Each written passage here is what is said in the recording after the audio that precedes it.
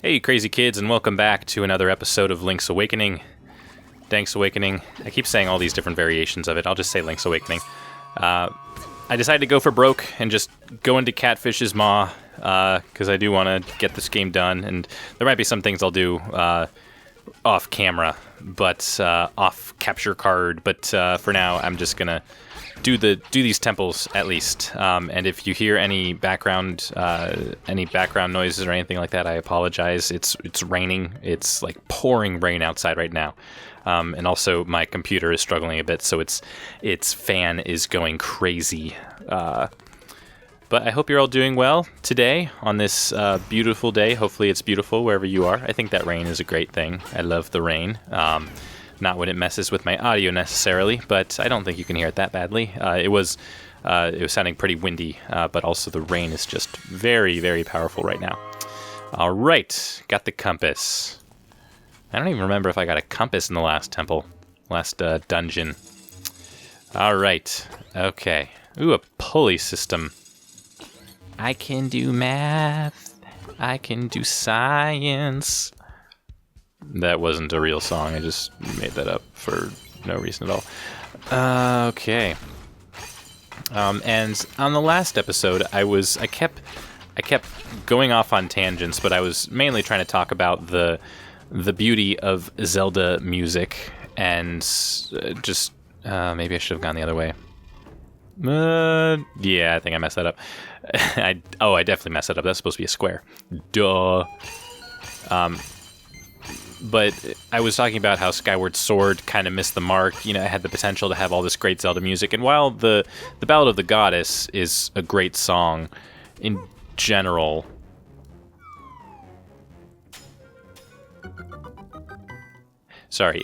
there's a lot that just hasn't been met yet with that game. Oh, that's right. This is a thing they had to do in order. There's just a lot of expectations that it didn't meet for me personally, and maybe you feel differently. But I think Skyward Sword is probably one of the weakest games as far as storyline goes. It has a great storyline, I think, a lot of great character development. But as far as music and gameplay, I think it's probably one of the weakest Zeldas.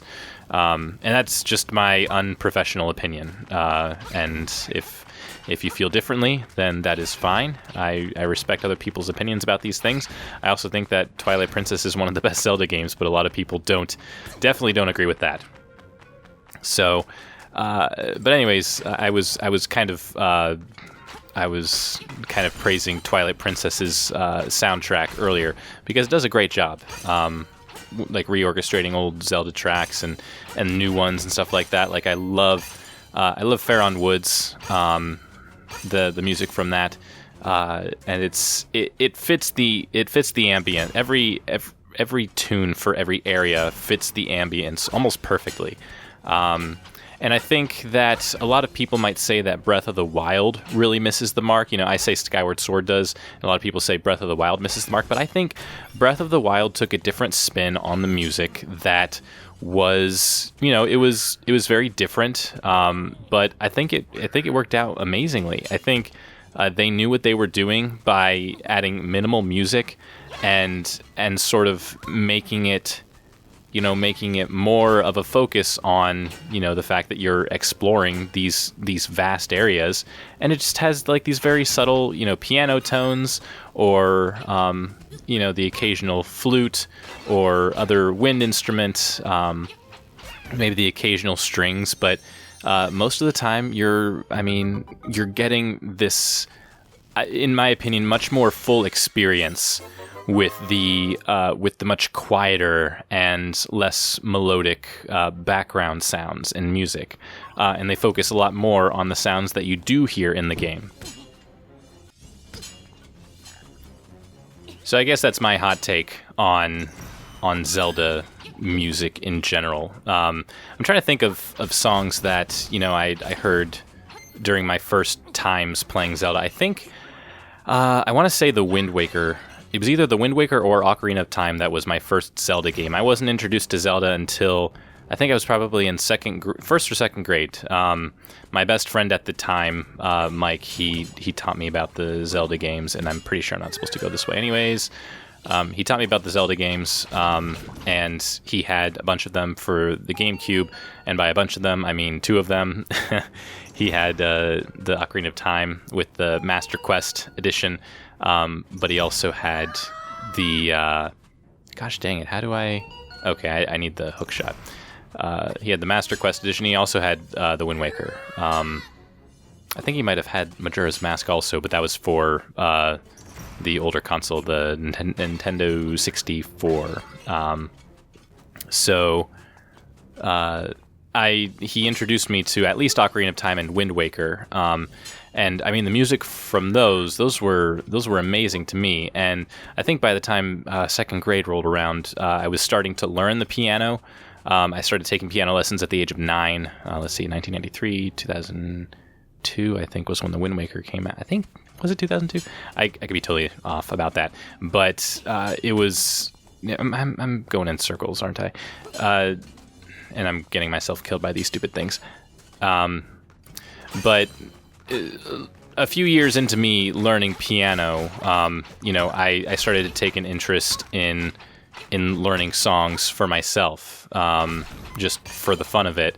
And so I would seek out Zelda sheet music, and there'd be some people who would compose their own stuff, because I mean you can't really find a lot of official Zelda piano sheet music, and they have since released some books about some books covering some of the music, but other people have sort of transcribed their own, and a lot of people do a really good job with it, and I've managed to find a lot of great stuff. And then the more I got into the Zelda games, the more I was able to learn that music, and the more I learned piano, I was able to get more into it. If you can't destroy a skeleton with your sword, try using a bomb. Okay, whatever, man.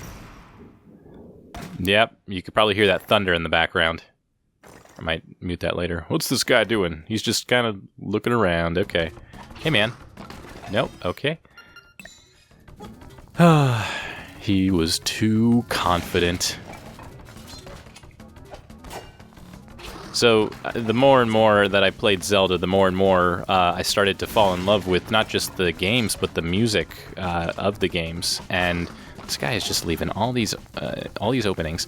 And so I would continue to learn how to play them, and it was a lot of fun learning that music. And sometimes it was frustrating. Like there was some music that, the sheet music that I got, some of it was simple enough. Other pieces were a lot more complicated, and ones that I've never been able to fully play to the extent that I would like. Like even the main Zelda theme, I got what's inside this box. Come and get it if you can, Master Skull. Unless he's just called the Master. I don't know. And so I would seek out music. I do have one of the Zelda piano books now. But even then, like I have a much more of an appreciation for the amount of work people, like just fans of the games, have put into playing and listening and putting together these transcriptions.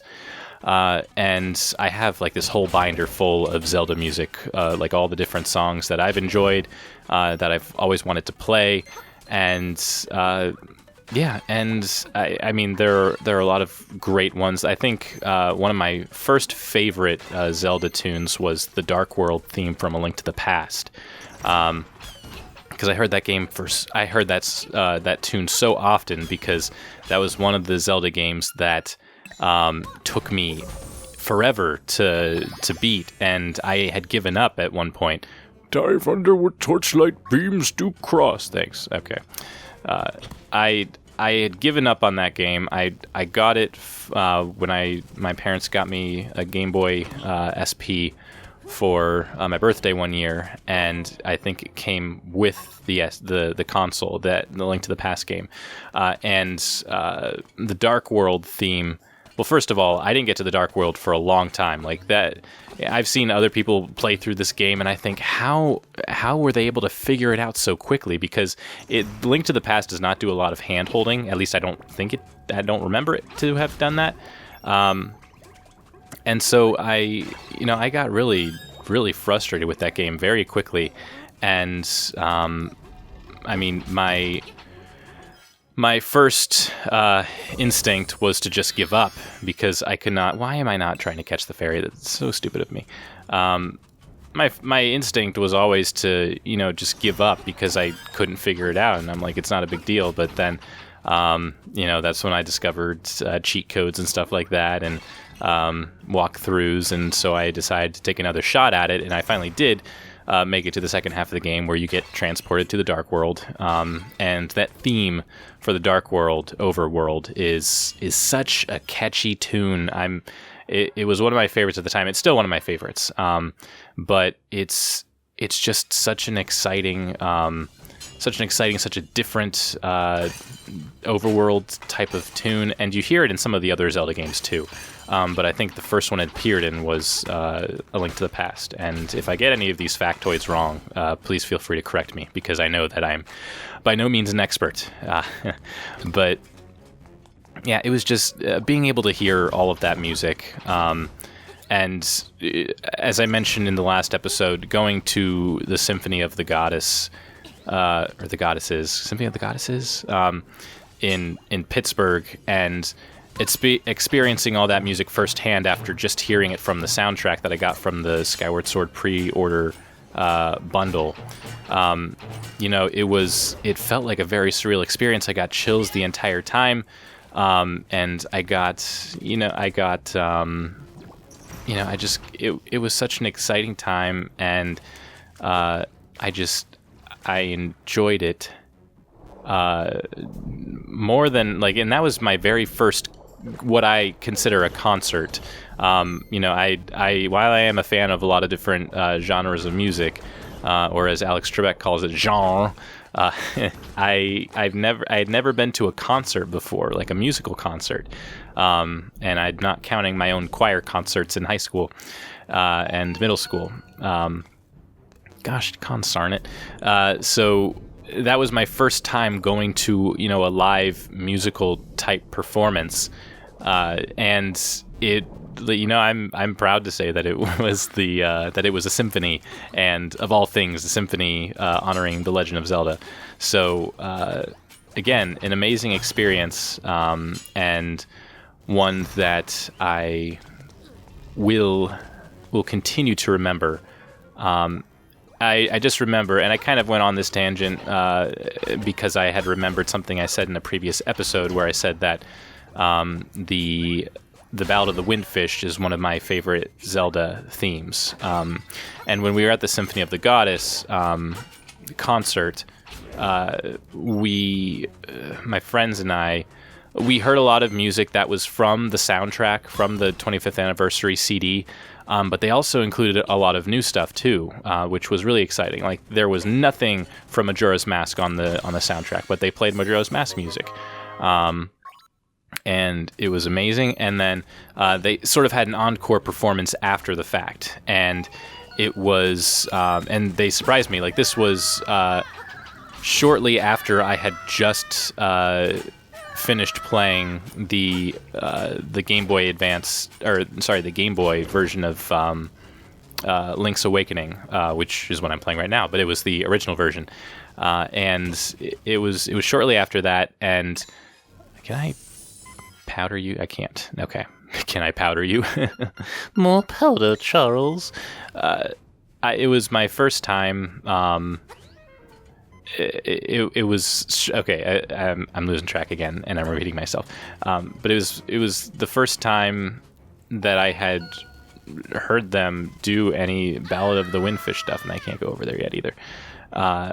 And it was so exciting to hear them. Like, that was a big surprise for me, for them to make that their encore performance, the Ballad of the Windfish, and it made me really emotional. The entire show, like I said, made me made me very emotional, and I was happy that I had the chance to be a part of that. And there were so many times years later where they continued their tour because there had been such a great reception, but they just never finished it. And or well, they did finish, but they continued doing their tours, but then they stopped. Like their website says that more tour dates coming soon, but they still have not, they haven't announced any other tour dates yet, and it's been super disappointing that they said more coming soon. They haven't updated their website, and I can't remember the last time. Maybe it was 2017 was the last time they had any tour dates. And so I just want to be able to go back because it was a great experience. And then the other thing they did, it wasn't just the orchestra. They also had a projector screen showing a montage of sorts of the different games, depending on whichever tune, whichever score they were playing in that moment.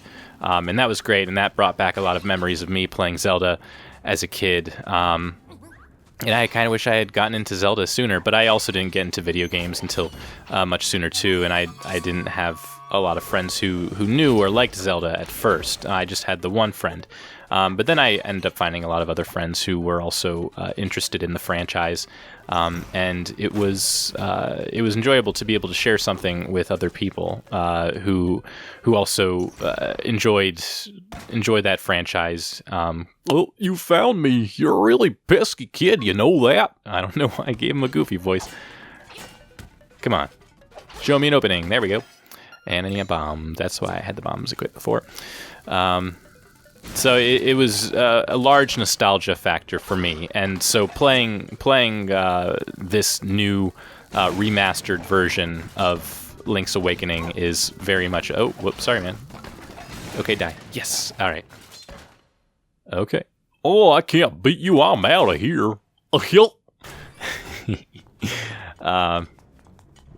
So just having that nostalgia factor now, the fact that they're still, not just making new Zelda games, which I'm excited for Breath of the Wild 2 whenever that's going to come out. I'm glad that they are revisiting some of these classics.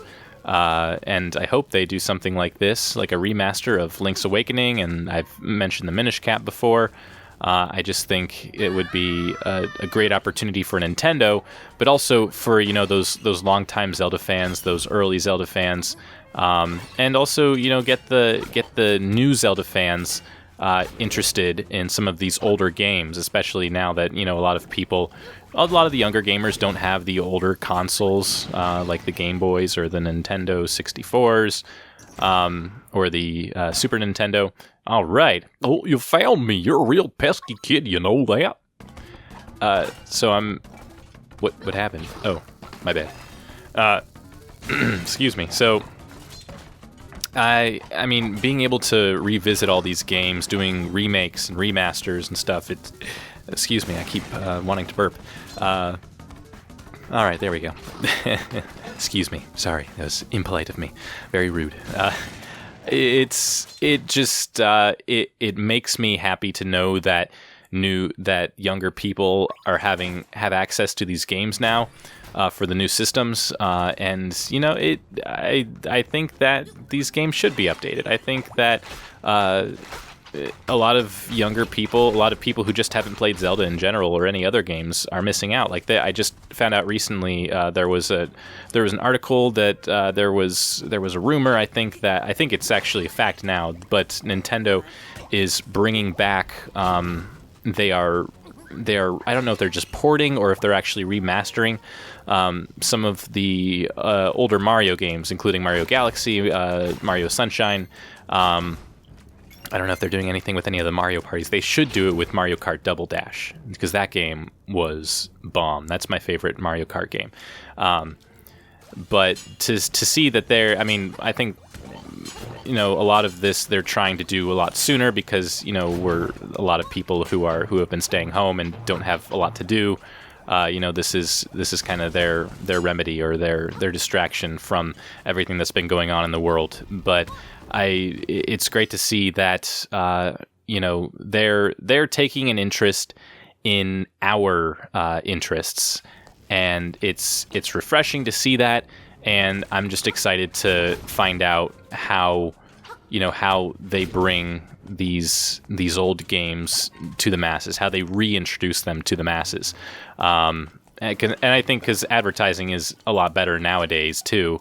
So it's going to be a lot flashier. It's going to look a lot more appealing. I mean, back then, the technology used to make all these games was so groundbreaking that it was so appealing. But I mean, to see that these are old games being brought back, I think that's part of the appeal, that nostalgia factor. And you've got plenty of people who are my age and older who have this, have these memories of playing the old Zelda and Mario games, and they might not have the old consoles anymore, or they do and they're just broken, or they have the old games but they just have no way of playing them anymore, and so you see them sometimes wanting to revisit those games, and it's great to know that soon we're more and more we're able to do that. I mean, I think the Wii was the first one to sort of bring back the old games with I think it was for Super Smash Brothers.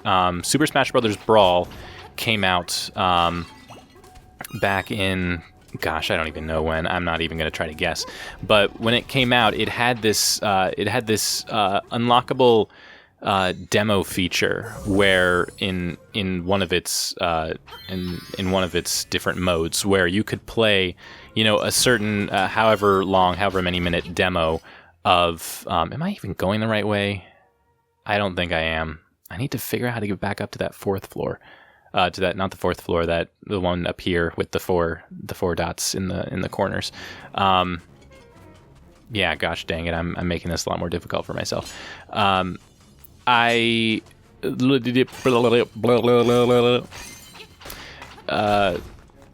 Gosh darn it, what was I talking about? I was talking about the games. I was talking about how great they were and stuff, and I'm going way too far back. Oh gosh, bringing it to the masses. The Mario. Oh gosh, darn it! I'm so sorry, everyone. I completely lost track of what I was talking about. Anyways, it would just be exciting to see how they do that, how they bring back those games, and get new people interested and get older people reinterested. And I think it's going to be very successful. I mean, the Switch. Oh wait, no, I was talking about the Wii. I'm so sorry. Okay, we're back on track, sort of. But you could play the original versions of all of these older games. So you could play the original Donkey Kong game. I think you could play the original Mario. I don't remember. Maybe it was one of the other Marios. But you could play Kid Icarus. You could play, which ended up being one of my favorite demos to play, and one that I wish that I could play more of. And I think that's now available on the NES Classic, or at least the NES Online version that the Switch offers. But I mean, that's really been Nintendo's saving grace. I think is not just the really great new games like Breath of the Wild and Mario Odyssey and those kinds of games. You also have they're bringing back the older games, whether it's a port or it's a remake. And I have the hook shot now. Hoorah! Awesome. Now we can get everywhere that we weren't able to get before. And the Wii started with that. I think that was the first one to do it. And I think the Wii, compared to systems like the PS4 or the PS5, which have sort of gotten rid of, or at least the PS4. The PS5 isn't out yet. The PS4 doesn't have really much backwards. I don't think it has any backwards compatibility, so you can't play PS3 and PS2 and PS1 games on the PS4. You can with some versions of the PS3, which is great, and you can buy some of those games in their store. But that's one thing that I think Nintendo has always worked hard to excel at, is their backwards compatibility, because with the GameCube, if you got the expansion, if you got that add-on equipment, you could play Game Boy Advanced games. And with the Wii, you could play GameCube games, and with the Wii U, you could play Wii games. And same with the DS, you could play Game Boy Advance games, and DS Lite got rid of that feature, unfortunately. But and I mean, with the Switch now, it's completely different because it uses game chips, which is the first hybrid. It's also the first hybrid home console, home and mobile console, and you obviously can't do much you can't use any CDs with it, which is what the Wii and the Wii U and the GameCube had been using. I don't know where I'm going right now, and but I mean, Nintendo has made it clear that they want people to be able to access those. So I mean, there have been rumors about bringing the Wind Waker HD to this, and bringing other games from the Wii U and from the Wii and porting them in some way, and maybe bringing Twilight Princess HD, because I mean, they ported all of those or improved them for the Wii U. These Wii games, which was great, and I never had the Wii U, so I didn't get to experience those. But the fact that they have the NES Online, which now you can play SNES games and just regular NES games. Plus, they're doing what they're doing here with remasters, these HD versions of older games, and they're making them available to people. And I think that's a great move by Nintendo, and again, something that has saved the Switch from being a much less successful gaming console. Excuse me, in compared to if you're thinking about the Wii U, which did not do that well. I mean, the Wii did great because it was, for a while it was the motion controls that were revolutionary, and the Wii U didn't. It had the gaming pad, which Nintendo has continued to incorporate with the Switch, but not as impressive. They didn't have a lot of great titles. It was their remakes that were good. Super Smash Brothers was great for the console, and the new Mario Kart game, but you did not a lot of big new games that you can pick out for the Wii U.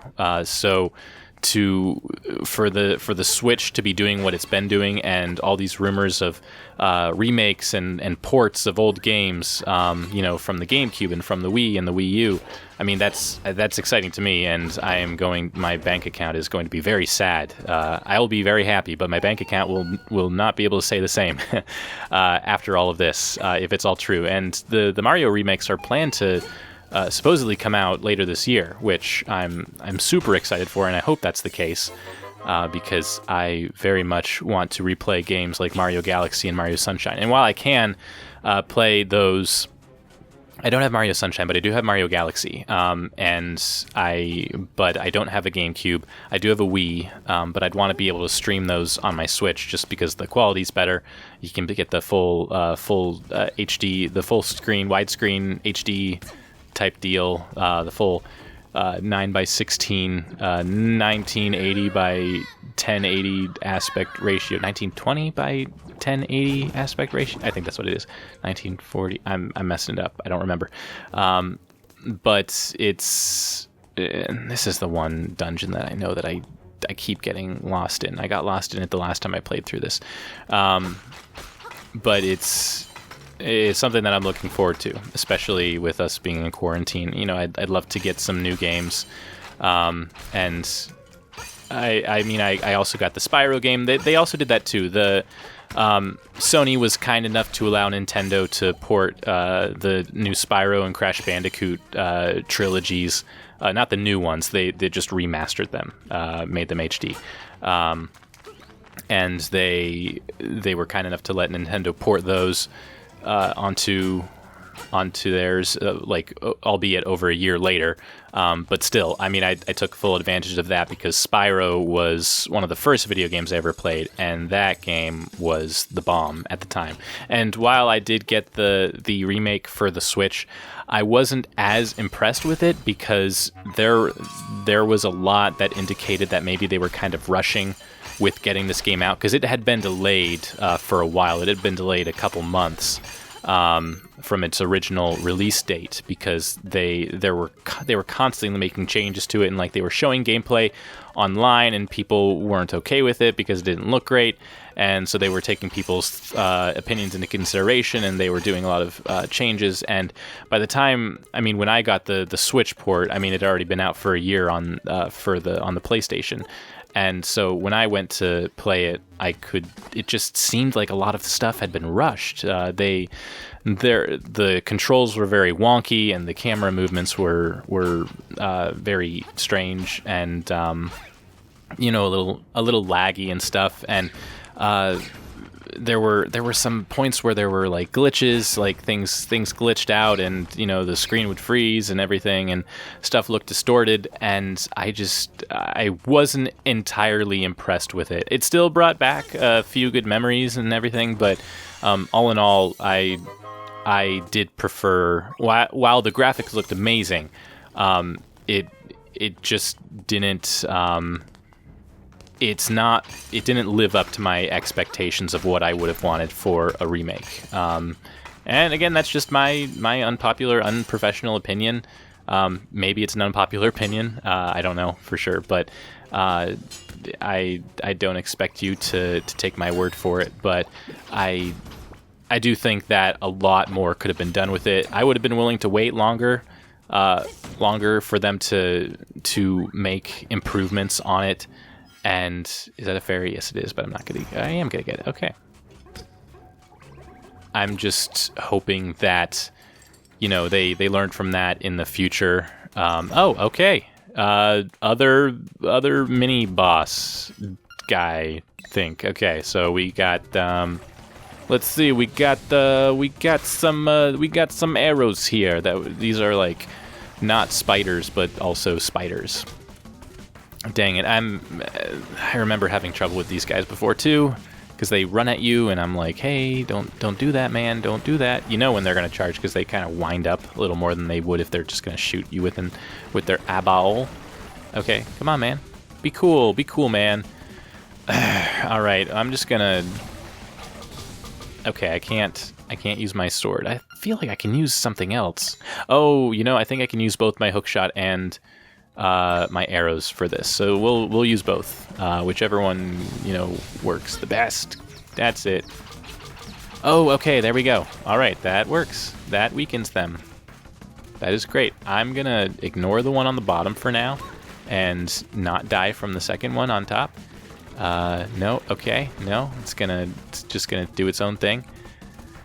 All right, come on, Daddy needs you to open your eyes. Okay, just smashing buttons. All right. Nope, don't touch me. Don't touch me. Yeah. So Spyro, I mean, the Crash Bandicoot trilogy I thought was amazing. The remake of it. I still haven't finished it. I haven't finished it. And because I had to take a break, because it makes me very frustrated, because the Crash Bandicoot games are, especially the very first one, is extremely difficult. I mean, there are levels in there that, there is one level, it was like a bonus level, I think, in the old game, or it was one that didn't make it to the final game. I can't remember exactly what it was, but it's so difficult.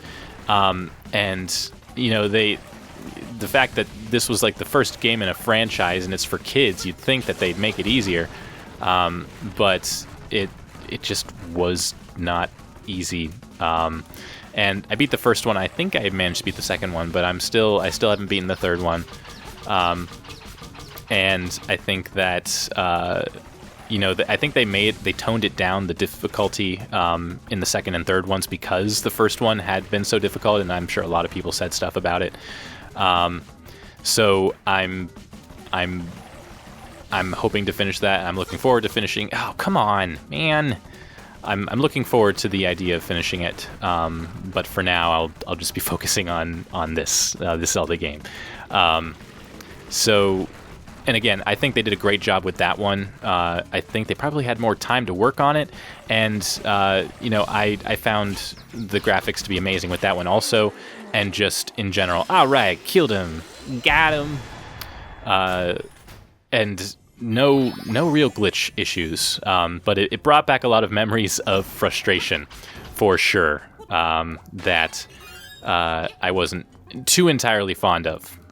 But I was still proud of the progress that I had made, because I definitely got better with the, well, at first I thought that I had gotten better with the Crash Bandicoot games, that I'd do great at this, but I kind of had to relearn everything, which is okay. And they also did a remake of Crash Team Racing, I think, last year, which I have not gotten, but I loved Crash Team Racing so much. Okay, I'm missing something. I need to get... Where is that one spot? There's one spot right there. Okay, we need to figure... Okay, where is the... Okay, I know where to go. I know where I'm going. I'm gonna have to warp, though. Okay, so...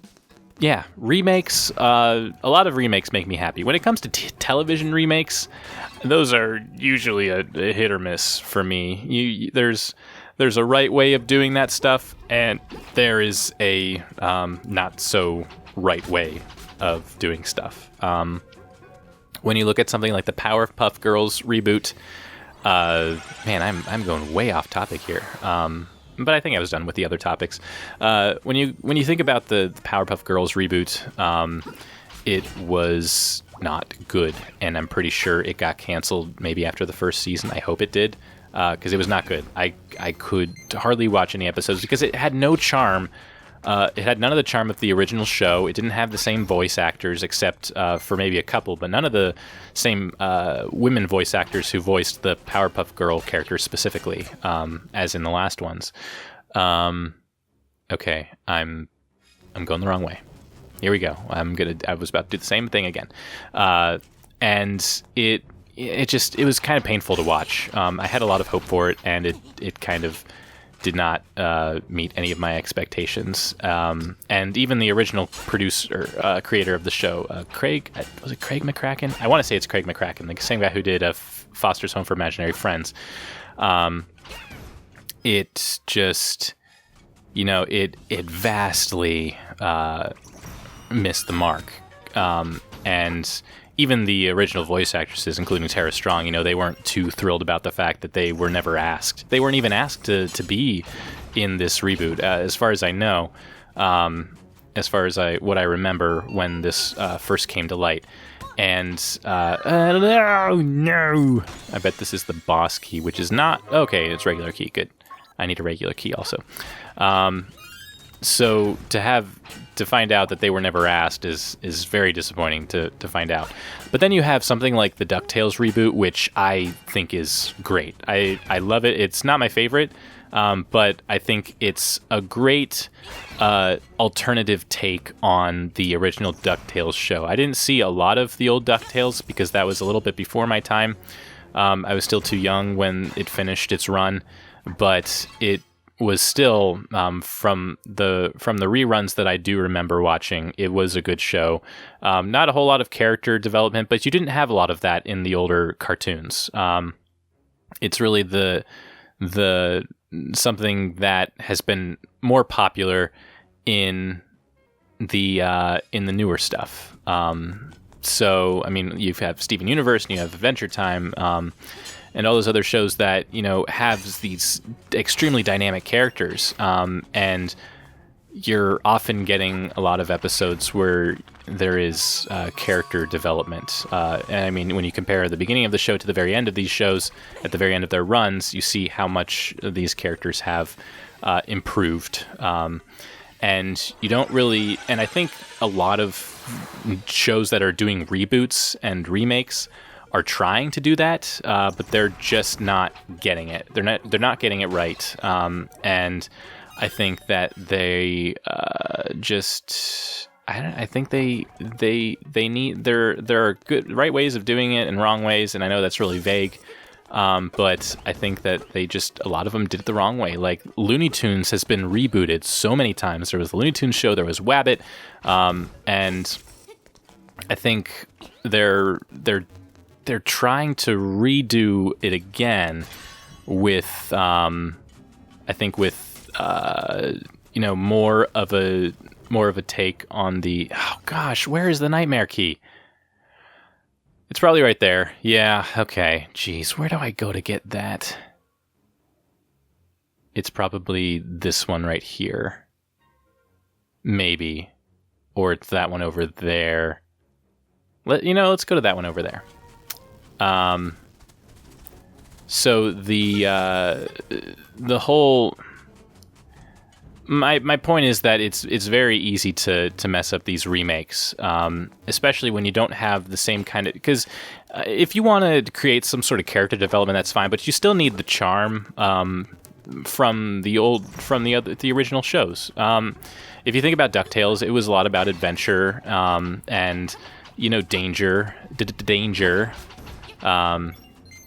and that was part of the appeal, is that it had the sense of danger and adventure, and that's what the new DuckTales has. Like it has a lot of character development. You really flesh out the characters of Huey, Dewey, and Louie, and also of Scrooge McDuck. You introduce some new characters, and you just make it very, very different and very exciting. But at the same time, you're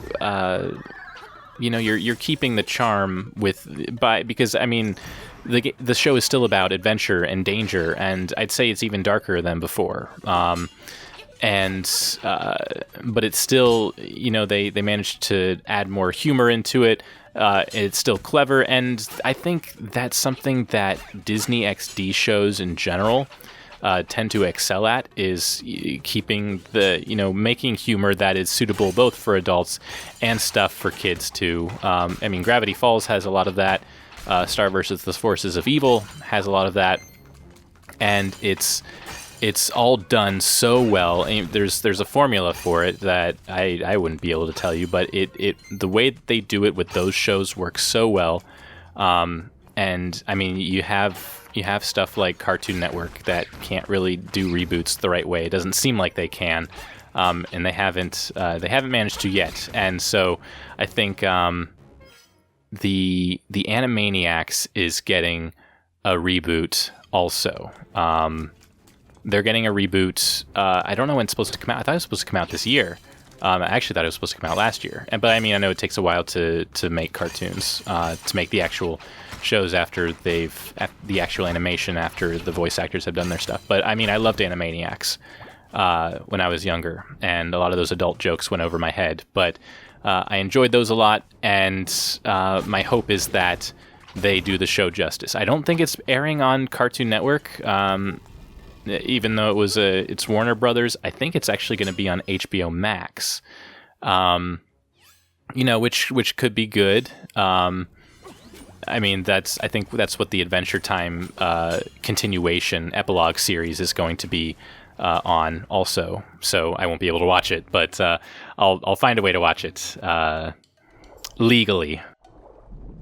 But the original voice actors are coming back, as far as I know, for the Animaniacs reboot, and I'm looking forward to that because I love the original cast, and I think it has the potential to be something great. So to be able to see that, that the prospect of that excites me. All right, I got the Nightmare Key. Awesome. So I've been going on all these tangents talking about the ideas of remakes and reboots, and how all in all, it seems like video games seem to do that the best. They seem to know what they're doing, and some TV shows know how to do it right. I'm curious to see. If they ever manage to do a successful reboot of the Looney Tunes, because I'd love to see that. Oh, Scooby-Doo 2. My gosh. Scooby-Doo has gone through so many reboots, and it just has not been good. What's New Scooby-Doo was great. Like that wasn't so much a reboot as it was a continuation with better animation, and catchy AF theme song. I loved that theme song. But you had the live action movies, which were they were something. I won't directly insult those, but they could have been better. They were a little strange, but the one, I'm trying to think of it. You had a pup named Scooby-Doo, which I think came out before What's New Scooby-Doo. It was Be Cool Scooby-Doo. That show did not last long at all. And they completely revamped the animation style. They changed it up entirely. And it seems so bizarre. The changes that they made to it. It was strange to me, personally. And I think they tried to make it appeal more to the younger audiences, make it seem like they made it seem so hipster looking. I don't know exactly what that means, but it was just really bizarre, and not my style, not my Scooby-Doo. And it didn't last long, obviously, for many reasons.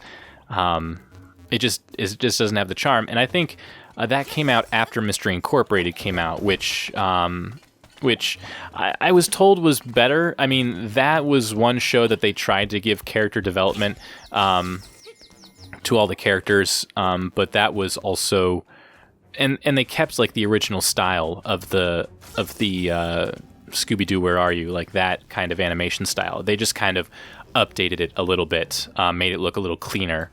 But like they had the beady eyes and their old outfits and stuff like that. My one problem is the way that they did the character development. I mean, it was supposed to be all story based, and this show also didn't last very long. I shall eat you, or I shall eat you. I'm gonna eat ya with my Morningstar tail, mace tail. I don't know what you call this. This guy is gonna give me some problems. I know it already.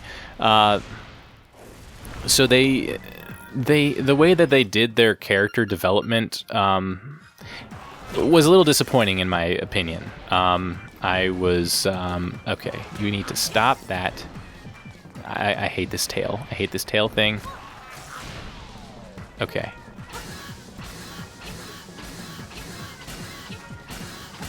Can I kill it right here? Can I kill it right here? Nope. Okay.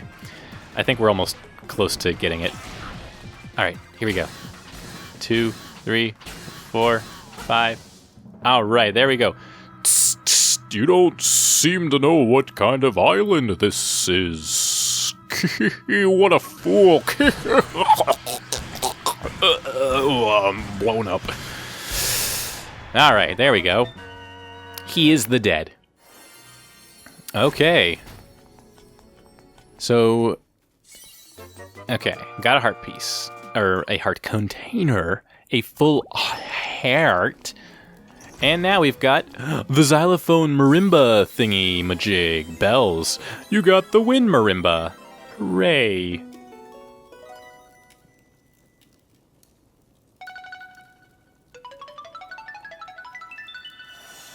That does not sound like a marimba, but okay. All right, nice. So with Mystery Incorporated, the way they did some of the shrine. Oh, go to the shrine. The island's secret in the shrine. Ooh, fish. All right. So I'll just finish my thought. The way they did Scooby-Doo was, I mean, the way they did Shaggy's character, they made him seem like kind of a clueless, lazy guy, which, I mean, he is, but I mean, he has his moments. They made him completely oblivious to the fact that Velma had a crush on him, and I didn't really like that whole dynamic either. The whole Velma becoming like an obsessive, overly attached, very manipulative, controlling girlfriend toward Shaggy. That just didn't sound like the kind of thing that would make sense as far as their characters go. I mean, I could see them, having a thing for each other, but just not seeing Velma as like such a manipulative, controlling girlfriend. Like that didn't sit well with me. But I mean, I have heard a lot of great things. I've not seen more than maybe 3 episodes of Mystery Incorporated. It's just those are the ones that I happen to see that did not sit well with me.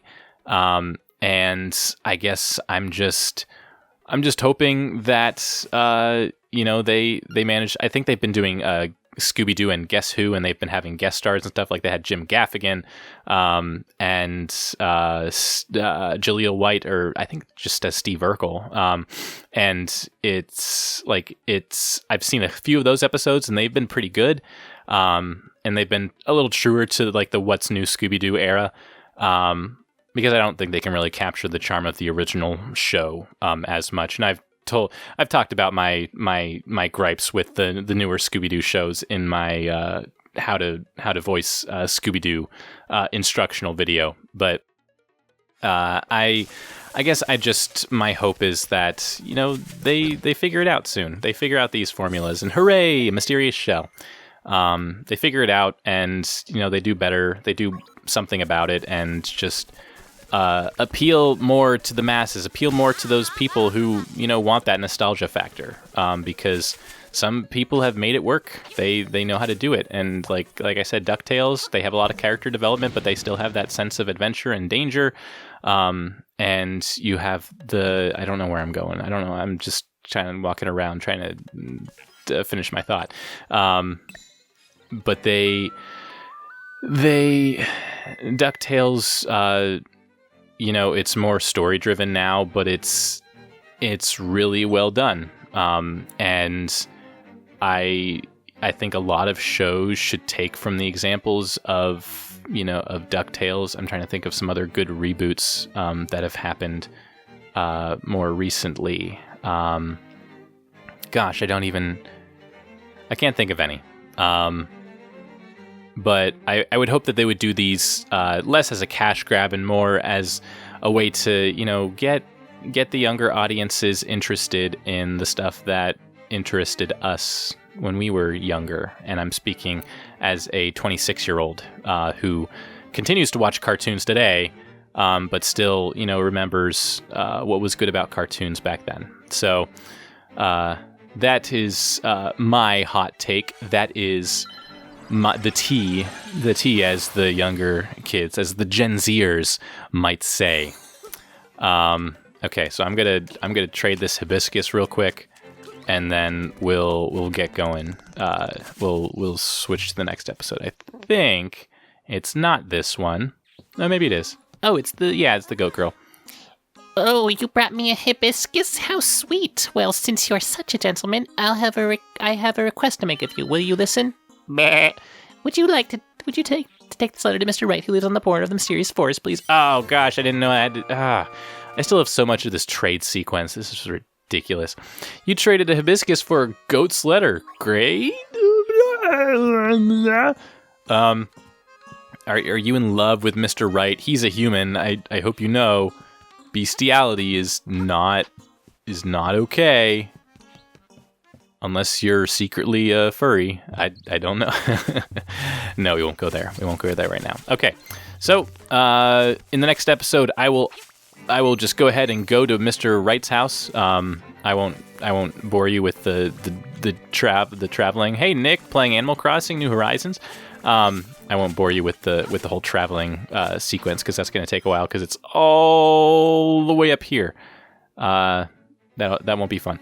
And I can't warp anywhere nearby. So, thank you for watching this episode. We got through another dungeon. Hooray. And we actually have to go into that shrine, but I'm going to do a few things before. It's like right there, right next to me on the right. I have to do a few things before I do that. So, thank you for watching, and I'll see you next time. Goodbye.